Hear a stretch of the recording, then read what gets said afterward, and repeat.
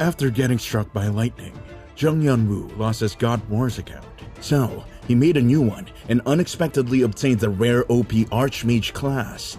Thanks to his previous knowledge of the game, Yun-woo quickly advanced through the game while avoiding any sort of danger to his life. Since starting, he acquired a divine beast he named Lucky and numerous powerful skills including Fireball, Telekinesis, Long Toss, Dragon's Eye, and so much more. After finishing the tutorial, Yun-woo left the town of Beginning to learn more about the traces of the Nameless God and complete the main scenario quest. He met Sahalan in the city of Wagar, an NPC who gave him many tasks related to the main scenario. His latest mission was to capture 1,000 zombies in the Cursed Forest, but Yun-woo was having difficulty racking up the numbers. However, he met Yoshi, an NPC who offered him a reward for 100 cursed traces from the zombies, and our player's efficiency spiked up. He also ran into Jack, another NPC, who also offered the reward. The Archmage thought the offer was suspicious, but he received a powerful skill called Fire Elemental Mastery. Sometime later, Yun-woo finally logs out of God Wars and runs into Hyuk-ju outside his capsule. Hyuk-ju comments that Yun-woo has been playing for a long time without a break, noting that he just played for 4 hours and 44 minutes, which is an unlucky combination of numbers. Worried, Hyuk-ju asks if everything's alright, but the Archmage streamer tells him to give him some space since he feels like he's going insane. Going insane from happiness, that is. As it turns out, Yoshi's reward from earlier is a high-level skill called Ballista. It raises the damage of magic attacks if the spellcaster doesn't move, and reduces the cooldown and casting time of spells. With this, Yun-woo can get a huge effect just by standing in the back, away from the enemies. He definitely won't be selling this one, since it also has great synergy with his other skills, Dragon's Eye and Long Toss. Yun-woo then checks his DMs and see many people have been messaging him due to his Slayer Orc solo kill video.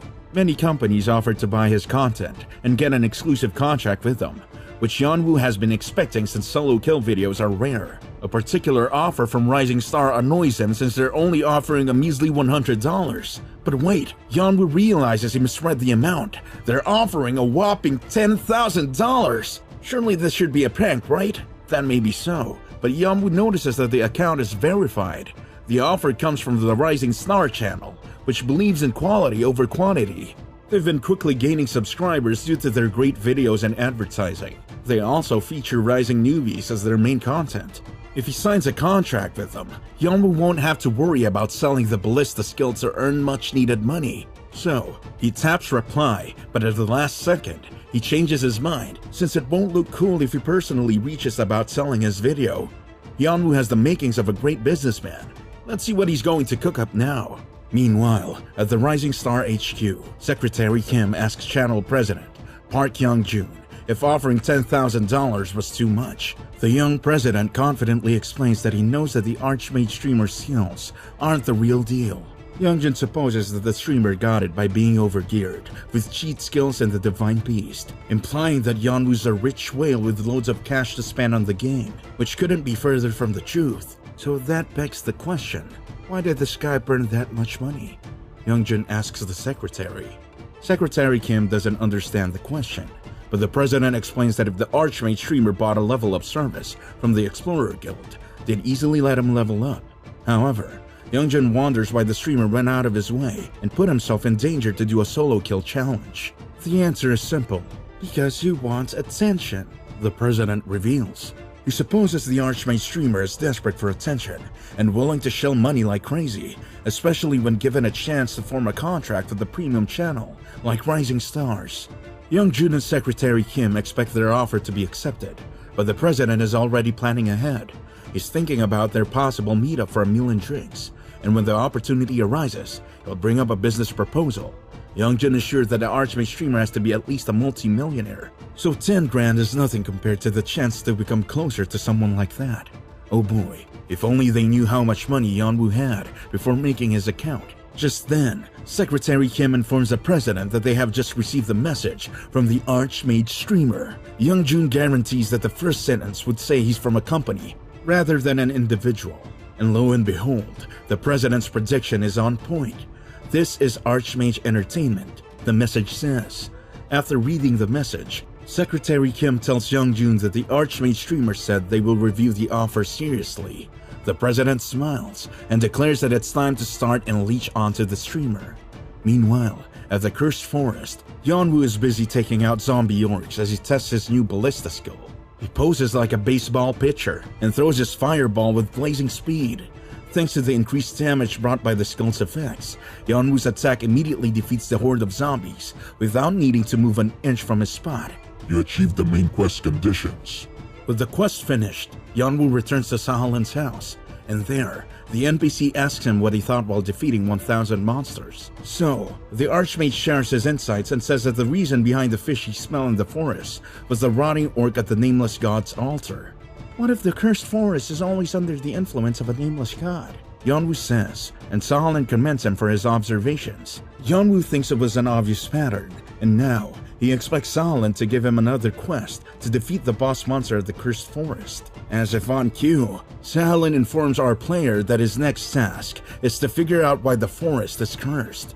Things are going as expected, and now, all that's left is for Sahalin to give Yeonwoo his reward for killing all those monsters in the forest. Unexpectedly, Sahalin tells him to leave, but our guy isn't going without a reward in his hands. So, he tells her to wait and appeals to Sahalin by saying he worked hard to kill 1,000 zombies. The NPC stares blankly at him as she asks, "So what? Is this a system error?"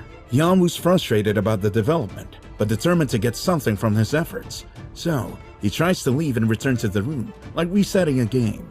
But before he can do that, Sahalin finally relents and gives him a skill book as a little bit of help. Yeonwoo smiles as he shares his thanks and tells Lucky to howl for him. "Good boy, Lucky." Then, he activates the book and awaits the reveal of another unique skill card. Yeonwoo prays to God and Buddha for something good to happen, and after a moment, a unique skill card called Double Casting appears before him. He calls Lucky a cheat key once again, and damn, Yeonwoo really is collecting all the OP skills available in the game. Later, Yeonwoo leaves his capsule. Yukju excitedly greets him and tells him people are going nuts on the internet. Our player wonders what's up, and Yukju reveals it's because a double casting skill card just popped up on sale, despite the card being gone for a long time. Yeonwoo figures that someone else has probably obtained a tradable card, so he asks how much it's going for online. It's priced at $60,000, and our guy can't believe what he has just heard. After God Wars launched, it took some time until prices were set for the items in the game, due to the sheer number and variety. Skill cards were especially hard to put a value on, since it was hard to see their worth until research was finished on each skill's effect. Skills that were so obviously good were part of the exceptions, such as Yeonwoo's double casting skill. If the card he got was tradable, he admits that he might have difficulty deciding whether to sell it. Just then, Yeonwoo receives a message in his inbox. Meanwhile, at the Rising Star HQ, Secretary Kim wonders if their decision to send a new video contract to the Archmage streamer was okay. They asked for a solo kill recording of the Ragged Sorcerer and offered a whopping $12,950. Although the secretary is unsure about this tactic, President Young-jun is confident in sending the message. He then asks Secretary Kim what he thinks about the streamer's chances of solo killing the boss with his current specs. The secretary ponders over it and concludes that it's practically impossible. However, that's not what's important. Young-jun points out that they're after his reaction to their message. Secretary Kim says the streamer will probably accept their offer, if their analysis is correct. After that, they think the Archmage streamer will wail for items, and Young-jun estimates that he'll be spending at least $50,000 on skills and items to take down the Ragged Sorcerer. The president confidently smiles and says, "And so, we'll have a relationship where we're willing to spend some money for each other." Things are seemingly proceeding according to Young-jun's plan, but Secretary Kim wonders why they only offered $12,950, not $15,000. The president explains it's part of his plan to make the streamer think they will pay him as much as possible. Young-jun plans to get on Yeonwoo's good side, and they're playing mind games now. He smiles and says he knows all of this since he's a graduate of Wharton School. Oh yeah, sure. Yeonwoo now returns to the Cursed Forest and has equipped his newly bought Slayer Orc set. Our guy's strip is immaculate, but Yeonwoo's still shaken up by the expensive cost of the new set. Well, he can resell the equipment later, making it a better purchase than skill cards. But unfortunately, he also bought some skills which are Lightning Bolt and Fire Spear. This would have been an ill-advised action in the past, but Yeonwoo's overflowing with cash right now, so I can't blame the guy for finally spending money on skills for the first time. As he hugs Lucky, Yeonwoo cries tears of joy. He pleads to his divine beast that they have to succeed in solo killing the boss, no matter what, since he spent all the money he had saved up. He knows that Rising Star is testing him to see whether he's a player worth investing in or not. Yeonwoo knows this is his chance to become a star, so he's not hesitating to go all in and ensure the success of his mission no matter what. A while later, Yeonwoo runs into some members of the Explorer Guild. The guild members immediately notice the dog Divine Beast and realize they're talking to the Archmage streamer guy. One man asks if there's a problem, but Yeonwoo says there isn't anything to worry about, since he's safe and sound thanks to the hard work of the Explorer Guild members who grind day and night. The statement shocks the two members, and they wonder if he's mocking them in a roundabout way. Things could quickly heat up here, but the guild members remember they were told not to mess with the Archmage streamer, since he could become a VIP. Yeonwoo then brings out 2 bottles of potions and offers them to the guild members to relieve their stress. He says he's sure they want coffee, but since they don't have that in God Wars, he got them something similar. The guild members are hesitant to receive the unexpected expensive gift, but Yeonwoo shows off his big smile and insists they accept it, since he's really thankful for their efforts. Nearby, other adventurers spot Yeonwoo talking to the Explorer Guild members and notice his overly friendly behavior. They conclude that the rumors about the Archmage streamer using the Explorer Guild's VIP service must be true, which explains how he was leveling up rapidly. The adventurer then says they'll end up in deep trouble if they mess with the streamer since he has the support of the Explorer Guild. Despite his aloof and carefree appearance, Yeonwoo has been listening to their conversation. In reality, things are going according to his plans. Giving free potions while everyone's watching is just one step toward his goal. For now, it'll appear like he's protected by the Explorer Guild, and for Yeonwoo, 2 potions are a low price to pay to minimize potential variables in his solo kill attempt. However, he recalls that this will only last for a week at best, so he has to finish his quest within that time. Deep in the forest, a scream echoes through the night. A bunch of adventurers are running for their lives, and behind them, a strong horde of zombie orcs stand with the ragged sorcerer, who's wielding a menacing staff with several skulls attached on top. Yeonwoo wastes no time and immediately begins his attack with lightning bolt and fire spear, quickly taking out multiple zombie orcs. With a smile, he remarks that just casually throwing the spear still one-shots the monsters, but a notification suddenly informs him that his mana has already gone below 0%. Left with no choice, he drinks a mana recovery potion and wonders how many he'll have to drink. If Yeonwoo keeps double casting non-stop, he'll quickly deplete his mana and potions, which are expensive per piece. Just then, Lucky takes down a monster, and Yeonwoo remembers that he has his Divine Beast Dog by his side. There goes our good boy! A notification then informs Yeonwoo that he has leveled up and reached level 30. As a result, his HP and MP has been fully replenished by the level up bonus, and this couldn't have come at a worse time. Did he just drink his potion for no reason? On the bright side, the war-loving dragon offers Yeonwoo an opportunity to grow by letting him pick a skill card from various options. Our player spots a lone red unique rank skill card amid the blue cards. He figures he doesn't need anything extra to take on the ragged sorcerer, but it would be nice to get another attack spell. He doesn't really need it, but he goes ahead and picks one as Lucky eagerly awaits his choice. To his surprise, Yeonwoo discovers a strength skill card, which strengthens a target and increases the range of all skills affected by strength. Although this isn't what he expected, our player figures it's a must-have for all battle mages like him, since it buffs physical and magic skills. He could use it on Lucky, but could he use it on himself? He ponders over this idea, and a moment later, he realizes one important detail he overlooked. It increases range, and so Yeonwoo selects the skill card. Meanwhile, adventurers are taking on a horde of zombies deep in the forest. The swordsman, Oh-Woo, asks their archer if many zombies remain. The purple-haired man answers that there's nothing else around anymore.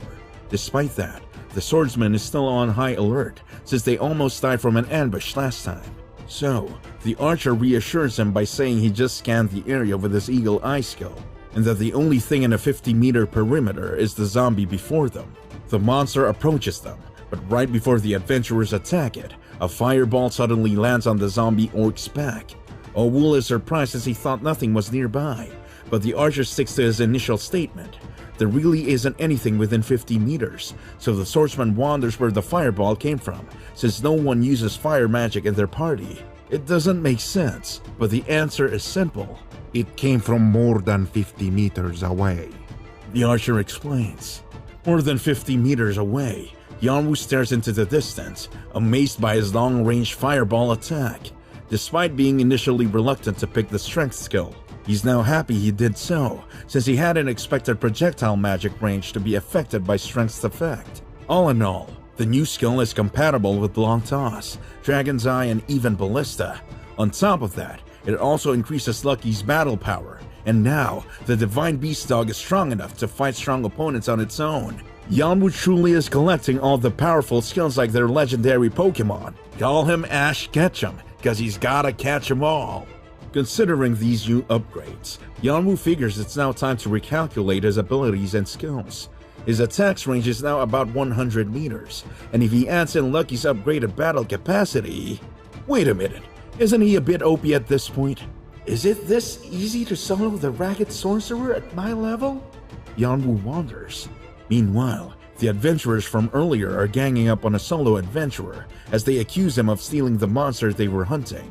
The poor guy wonders what Owul's talking about and explains he's been doing nothing but hunting around the area. The archer reminds the swordsman to stop wasting his strength on the guy, but Owul insists he's not letting go of the solo adventurer today. The archer reprimands him again and tells him no one around the area is strong enough to kill an orc in one hit. Oh, if only they knew about this Archmage streamer guy. And as if on cue, he notices other adventurers in the distance and overhears them talking about the Archmage streamer, who's attempting to solo kill the Ragged Sorcerer. Upon hearing this, the two adventurers stare at each other as they think about what to do next. On the other hand, Yanwu arrives at the boss area and starts recording. He prepares his streamer voice and greets his audience confidently. As he locks in on the Ragged Sorcerer nearby, he boldly announces to his stream that he has come to solo kill the fearsome zombie boss today. However, Yanwu says it wouldn't be much fun if he just killed the monster, so he proposes a condition to make things exciting. Why won't we do it without taking a single hit? Right after, our Archmage streamer double casts lightning and fire on each hand and begins his attack on the two-headed Ragged Sorcerer. Yanwu's fire spear meets its target and sets one of the monster's head ablaze. The Ragged Sorcerer shouts angrily, but Yanwu smiles in return, happy that the battle is finally starting. In the next moment, the monster pours energy into its staff, and powerful purple magic emits, which makes the surrounding zombie orcs come back to life. The Ragged Sorcerer is about to finish casting its spell, but fortunately, Lucky barks at the monster in the nick of time and bites the neck of one of its heads. The good boy deals damage on the boss zombie orc and immediately retreats to a safe distance. But he's not done yet. Lucky bites one of the monster's arms, and Yanwu notices that Lucky's attacks are successfully interrupting the monster's spellcasting. Since the monster is now vulnerable, Yanwu double casts again and decides to corner the Ragged Sorcerer. Using ice and lightning magic, he easily takes out most of the small fries around the area, but the zombie boss is still quite far from Yanwu. Fortunately, that's not a problem with the Dragon's Eye skill. Our player immediately learns the Ragged Sorcerer is about 60 meters away from him. Yanwu has locked in on his target, so he announces to his stream that he will now be a stationary attack cannon. The Archmage streamer activates Ballista and Long Toss, and as he strikes a pose like a baseball pitcher, he shouts, "Let me show you a hot flaming damage that shouldn't be possible at this level!" Yeah, Yanwu, let him know you're OP! Our player launches his fire spear like a strong cannon, and his attack immediately deals serious damage. Yanwu prepares another attack, but just then, he's distracted by an adventurer appearing out of nowhere before him. Owul and the archer hiding behind trees nearby reprimand their party member for almost exposing their location. The adventurer then apologizes and hides back in the trees. Meanwhile, the swordsman's happy that the Archmage streamer didn't notice him since he bets the streamer's hyper-focused. Owul flashes a conniving smile and tells his members they can't let go of the valuable item drops from the Ragged Sorcerer, so he asks the archer if he's confident he can deal with the last hit. Of course, the archer says he can do so, and informs Owul he has already understood the attack patterns of the streamer guy. As Yeonwoo continues fighting the ragged sorcerer, Owul tells his party members to get ready once the monster enters its third phase, and activates its spell called Zombie Assembly. It's the boss monster's ultimate technique, which gathers all of the zombies in the area. The gathered zombies will only recognize players who have attacked the ragged sorcerer, so while the small fries ambush our streamer, the thieving adventurers will swoop in and steal the last hit, which will be their only chance. Meanwhile, Yeonwoo notices the increasing magic power in the area and fears that all the zombies around the field will be coming soon. They're now at phase 3, but our player's a bit surprised since he's inflicted more damage than expected and reached phase 3 faster. Unexpectedly, Yeonwoo thinks it's time for some good light stretching, so he stands up and puts on a comedic face for his viewers, but deep inside, he knows that the thieving adventurers are hiding behind the trees, getting ready to steal his skill. Yeonwoo isn't a fan of people who takes the easy way out, so I bet these guys will be in deep trouble soon. The ragged sorcerer shows off an evil smile, but Yeonwoo is unaffected. He confidently announces to his stream that it's time to show off his ultimate technique, his 5th magic spell. I'm just kidding. Upon seeing this, Owul and the archer call our streamer an idiot and prepares to rush in and steal the kill. However, the swordsman notices something odd that stops him in his tracks. Yeonwoo, the famous archmage streamer who fights from a distance, is charging at the ragged sorcerer while wielding a huge axe. Lucky barks his support for his master, and the next moment, Yeonwoo lands his axe on the boss monster's neck. Owul and the archer are shocked by the unexpected method of attack, which leaves them no more room to sneak in. But wait, they wonder how in the world the streamer dealt so much damage with an axe as a magician. You killed the ragged sorcerer. A notification says, and our victorious player wipes sweat off his forehead. It's a mission success. So he talks to his stream again and asks what they thought about his ultimate move, which was a strength buff. He thanks his viewers for watching, and of course, he doesn't forget to mention the thieving adventurers who were watching him as his witness. Yeonwoo hopes it wasn't too boring for them, and now the adventurers are in a panic since if they get caught by their guild, they might have to quit God Wars. So, the guys leave, and Yeonwoo smiles since his scarecrow trick worked. Back at Saolin's house, the NPC welcomes him back, but our guy is nowhere near okay as he tries to catch his breath while kneeling on the floor. He admits he almost pissed himself earlier, but thankfully, his trick worked on the foolish adventurers. He then clenches his fist and reminds himself he has finally achieved a successful solo kill. Our boy actually did it, but don't mind him still trembling. He's happy, and the nerves are still there. Just then, Saolin interrupts his moment and asks if he did what she asked of him. Yeonwoo calms down and says yes, explaining that a certain stone probably cursed the forest. He hands over a green cursed stone to Saolin. The NPC immediately breaks open its barriers and reveals a glowing red shard inside, much to Yeonwoo's surprise. Saolin then commends the streamer for finding the truth, and using her magic, she summons a stick.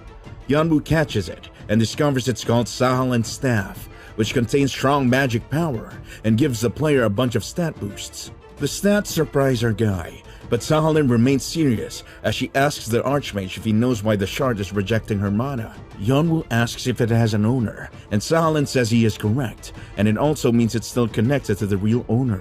She says she'll have to make a compass to find the owner. Then, she assigns another mission to the Archmage streamer, which is to go to the Dorito mines and find the blacksmith named Zuga. A new quest has been created in the main scenario questline. Back at the Rising Star HQ, President Youngjun and Secretary Kim receive an email from the Archmage streamer containing a video of the ragged sorcerer solo kill. However, despite the valuable video attached to the email, the president's more focused on the last sentence, which says the streamer expects good results. The secretary wonders what's the deal with that message, and the president reveals that the Archmage is now testing them. The tables have been turned, and Yeonwoo is now at the upper hand. President Youngjun then asks the secretary if he has noticed any changes since the streamer's previous video. He answers that the Archmage streamer's items and skills have increased, but among those skills, the president highlights the double casting skill. He brings up the recent auction of the said skill card, which was suddenly unlisted by the seller for unknown reasons. However, Youngjin is confident that someone must have bought the skill card for a higher price in a private message. Secretary Kim wonders if this person could be the Archmage streamer. The president claps his hands, confirming the secretary's guess, and proceeds to recap the recent developments in their relationship with the Archmage streamer, from their beginning negotiations until the streamer slayed a solo kill video and message. He figures those words about good results wouldn't be without meaning, and the secretary suggests it might be some sort of warning about the video quality they will produce. The guess is on point, so the president orders Secretary Kim to re-edit the first Archmage streamer video and increase its quality while adding more funds for promotion. If our guess is someone wild, then we have to treat them wildly as well, President Youngjin says, accepting the Archmage streamer's challenge. Meanwhile, Yeonwoo arrives at the Dorito Mines, a hunting field for mid-game players around level 40. Since there's no field monster in this area, the only way to level up is to enter the instance dungeon that occurs periodically around the mine. Yeonwoo figures it's a system where incompetent users unable to form a party will have no choice but to be left behind one by one. But even then, those with a party would still face the same challenges. What would happen if a 6-man party finds a dungeon that only 5 men can enter? The player with the lowest level or contribution would be excluded, and Yeonwoo thinks it's a sorrowful citation. But at the same time, he finds that the Dorito Mines is a testing ground to differentiate between the Jade among the numerous users of God Wars. Yeonwoo was always the one who would get excluded from the team, but now, the situation is very much different. He's OP now, and he'd probably beat everyone in any dungeon if you're honest. Yeonwoo then finally arrives at a bright area inside the mines and meets the dwarf blacksmith Zuga, who's the subject of his main scenario quest. The dwarf's surprised by the unexpected visit, so he asks what business our player has with him. Yeonwoo introduces himself and says he has come after Saolin's instructions. He explains he needs to make a compass out of a cursed stone, and Zuga immediately understands the situation. The dwarf says it must be tough working with the mage and her foul personality, and our player responds with a dry smile as he denies the statement. Unexpectedly, Zuga reveals he knows her personality well, and knows that Saolin must have requested something ludicrous whenever she wanted to. Surprised, Yeonwoo thinks he has finally met an NPC that will work well with him. He sighs and admits he has had his share of troubles, but says that Saolin must have had her reasons. Zuga commends him for his excellent character, and then tells him to look at his necklace. The dwarf reveals it's made of soul metal, which can only be obtained in the mines and is an item that only responds to the specific magic of its owner. Yeonwoo asks if he would just need to mine more of the material, but Zuga says there's no need since he could do the mining himself. Upon hearing this, Yeonwoo smiles and thinks he really likes the dwarf, but unexpectedly, Zuga says, "Well, if you could clean up the dungeon so I can mine safely, that'd be great." The old man smiles and follows it up by saying there aren't many instance dungeons since there are only 111. Well, there goes Yeonwoo's thoughts of having it easy this time. Off to work you go. Outside, Yeonwoo's frustrated, so he's letting off steam by talking smack about Zuga. What kind of name is that? And besides, Yeonwoo wonders why he needs to clean 111 dungeons. Why not 100 or less? It's so specific, but our guy brushes it off and decides to take this opportunity to film some solo carrying content. He asks Lucky if he's ready, but Yeonwoo notices an exclamation mark above the Divine Beast's head. Yeonwoo is surprised, but this means that Lucky is prepared to go and fight. He hugs the cute dog and thanks him for volunteering to carry him this time. Good boy. Inside a dungeon, Yeonwoo feeds Lucky various buffs and potions, increasing his strength, max health, and speed. Despite already providing Lucky a lot of treats, Yeonwoo's unsure whether the dog will be powerful enough to meet the evolution condition of solo killing 99 monsters. Nonetheless, Lucky smiles, ready to fight. However, Yeonwoo errs on the safe side and prepares his fire magic in case his dog gets in danger. It's finally time to hunt, and Lucky immediately spots and growls at a few kobolds. With blazing speed, the dog attacks the monsters, and Yeonwoo wonders if it will be okay alone. Lucky's out to take out the monsters, and the next moment, the remaining kobold dies in an attack. It turns out that Yeonwoo was worrying too much, so he tells Lucky it's time for more, as they head deeper into the dungeon. Later, Lucky finally gets his 99th kill, and a notification tells Yeonwoo that the power of a god is flowing through Lucky and changing his body. Lucky glows in a bright orange light and gains new powers from the god. Finally, it's time for Yanwu to select the dog's new powers. With many skill cards before him, he hopes a useful skill will emerge, and luckily, a legendary rank skill card appears. It's called Extreme Speed, which gives users 5 minutes of increased attack power and speed. Basically, it's another OP skill, but this time, it's for the majestic and powerful Lucky. At this point, should I make Lucky TV instead? Yanwu wonders, and I say, go for it. Later that night, a few adventurers spot Yanwu cuddling his divine beast just outside the dungeon. They wonder if he's crying, but in reality, Yanwu feels ecstatic since Lucky just cleared the dungeon in only 9 seconds. I'll pledge loyalty only to Sir Lucky, our player says as he salutes to his divine beast. Lucky appreciates the praise and compliments, but just then, he notices the smell of a hidden dungeon nearby. Yanwu smiles upon discovering the dungeon, especially since it has a skill card book reward. So, he happily escorts Sir Lucky to the secret dungeon. Upon seeing this, the adventurers nearby laugh at Yanwu for carrying his divine beast, and they figure that our guy is some kind of freak. Meanwhile, Secretary Kim, back at the Rising Star HQ, informs President Youngjun that they're done re-uploading the edited Slayer Orc video. The president looks at the tablet and mocks the streamer for his whack naming sense as Archmage Streamer, since it isn't unique or original. He then asks about the reactions to the video, and Secretary Kim informs him that the speed of the views climbing isn't bad. Just then, an employee rushes into the room and asks if he has requested this. The man shows a screenshot of a comment from Asmo, the third-ranked player in God Wars, which says, "Oh, it was legit. It's really a staff I've never seen the design of." Ah, the great Asmo. Since he's one of the princes of Saudi Arabia, his wealth exceeds $10 billion.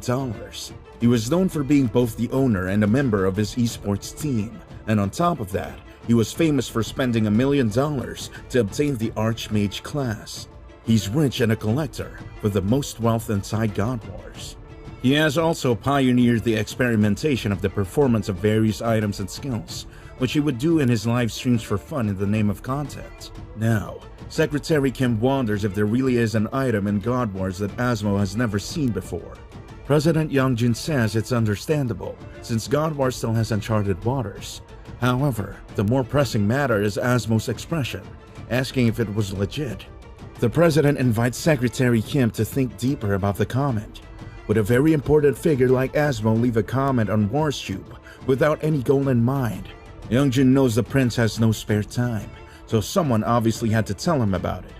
He supposes that this someone was the Archmage Streamer himself, or a third party close to both the Archmage Streamer and Asmo. Either way, the president thinks he has figured out that there's a relationship between the two Archmages, which couldn't be further from the truth. That said, Youngjun admits he must have made some mistakes along the way, but now he acknowledges that the Archmage Streamer is a big shot who far exceeds any predictions he had in mind. And so, he orders Secretary Kim to send another email to the streamer and inform him that they'll increase the profit distribution to 6-4 for every video, with them being the 4. The secretary is shocked beyond belief and asks if anything would be left for them. President Youngjun reassures Secretary Kim, and since he's betting everything on the Archmage Streamer, he tells him that the streamer will be their key to success. Meanwhile, Yanwu is busy taking on the hidden dungeon boss, a level 42 Moldog. Our player admits that if he was a normal user, he'd have difficulty beating this boss since it keeps moving constantly through the tunnels. However, thanks to his skills, Yanwu can see where it will attack from, so it's no different from a whack-a-mole game. He shoots at the Moldog with his ice arrow just before he can spring at him. You have defeated a Moldog. Since he has cleared the hidden dungeon, Yanwu claims the dungeon card reward, which is a unique rank skill card. Chain Lightning, Prison Ball, Lightning Shield. These skills attract Yanwu's attention, but Lightning Shield takes the cake since it's a defensive skill. He already has too many attack magic skills, and Lightning Shield would be good for Lucky too. As the cute Divine Beast awaits Yanwu's decision, our player thinks it would have good synergy with the other buffer skills, but he wonders if he should look for more buffer skills instead. He recalls a particular skill called Haste, which would allow them to attempt time attacks. It's a skill that summons a wind fairy to increase movement speed offensively and defensively. It's very useful, but it's also very expensive. Just then, the game forcibly logs out Yanwu due to exceeding his time. But the next moment, he comes back and recalls that haste is worth 6 million won. It's almost a month's worth of living fees, but Yanwu reframes his mindset to think of it as an investment for the future. So, he buys it and learns the skill. With that, all preparations are set, and they're ready to attempt a time attack. Yanwu enters a low-ranking dungeon, which can be found everywhere in the Dorito mines. If we compare these dungeons to a track, they have the shortest distance, so most players attempt the time attack to get famous on WarsTube. Yanwu recalls that the shortest solo time was 4 minutes and 11 seconds, achieved by Sasaki Kojiro, a top 10 ranker and legendary rank sword emperor. The record was made way back then and still hasn't been broken. Yanwu knows that breaking the record is near impossible for him, but it's a different case for Lucky, and getting close to it is good enough. So, he starts by buffing Lucky with the strength and haste skulls. He also feeds him a bunch of stat boosting items, and a moment later, Lucky's set to go, and our guy taps record. Yanwu greets everyone and announces to his viewers that he'll be attempting a time attack in the Dorito mines, but the twist is that it will be done by Lucky alone. Lucky wonders what our guy just said, but after Yanwu tells him it's his streaming debut, the powerful divine beast rushes in as he's engulfed by a lightning shield. The kobolds inside the dungeon are surprised, but Lucky attacks them one by one before they can defend themselves. Notifications then flood in, informing Yanwu about each defeated kobold. The dog is proceeding at a good and nice pace, and as Yanwu expected, Lucky alone can clear the dungeon. Lucky takes down more and more monsters, and after a while, our player admits things are going faster than he thought. Wait, am I about to beat the record time? He thinks. But just then, a notification appears to his left and informs him that he has cleared the dungeon. Lucky lets out a majestic howl, celebrating his success as if on cue. Yanwu can't believe it, especially since the lightning shield's 5-minute timer hasn't ended yet. That was quick as hell, and our good boy deserves a good treat after that display. Later, Yanwu rests at the Capsule Cafe's lounge. Yukju wonders if something's wrong with our guy, since he smells medicine, and Yanwu tells him he took some calming pills due to his heart. Yukju then sighs and tells him to care for himself since his family is waiting for him. Yanwu's hand is on his forehead, and he's sweating profusely but not really sick. He broke the record earlier with Lucky, who finished at 9 seconds. Yanwu feels lucky that he recorded it, and there were very few monsters compared to usual, but the burning question in his mind is this: how will Rising Star react to this? Yanwu's already thinking about the views and reaction his video would get. Aside from becoming a powerful archmage, he has also become a clever businessman as the archmage streamer. He has gone further down the main quest storyline after finishing many of Sahalin's tasks. Now, he's busy at the mines clearing dungeons. His goal is to clear 111 instance dungeons, but with a super fast divine beast Lucky by his side, he'll be done in no time. Soon, he'll return to Zuga, and the dwarf would probably be surprised by his hyper-efficient work pace. Subscribe to watch more videos like this, turn on notifications and leave a like to help the channel out. Thank you for watching.